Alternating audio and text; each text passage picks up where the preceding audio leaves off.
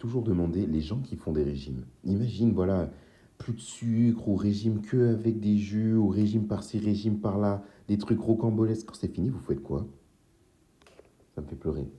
En vrai de vrai, c'est-à-dire que quand le régime est terminé, imaginons vous avez réussi vos objectifs et tout, c'est super. Non, c'est génial.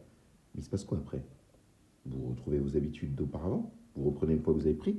Vraie question. Alors, c'est ton condescendant, merci, mais non. Tag. Pardon. Mais il faut quand même qu'on en parle. Bon, il y a souvent cette problématique en consultation parce que dans les prises en charge, perdre du poids, mais en fait, on verra que c'est plutôt perdre du gras, fait partie en fait tout simplement des thérapeutiques à amener pour soulager, je sais pas moi, une arthrose de genou ou une prothèse de hanche qui vient d'être posée, aussi arranger tout ce qui est troubles métaboliques, résistance à l'insuline, diabète, cholestérol, hypertension artérielle, j'en passe. Il y a beaucoup de raisons à vouloir perdre du gras. Le problème, c'est que ces personnes, bah, du coup, veulent perdre un maximum de poids très très vite. Dans le souci, bien évidemment, d'être en bonne santé, on ne leur enlèvera pas la volonté de le faire. Je ne me fais pas dire ce que j'ai pas dit. Je n'ai pas dit que c'était pas bien de vouloir en perdre. Mais il faut que ça soit raisonnable et mesuré et surtout durable dans le temps.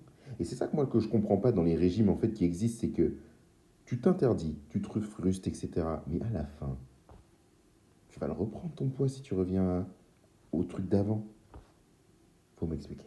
N'oubliez jamais que l'alimentation, c'est avant tout une connotation de plaisir, de durabilité, équilibre, variété et surtout la santé. Donc, faut arrêter. D'accord.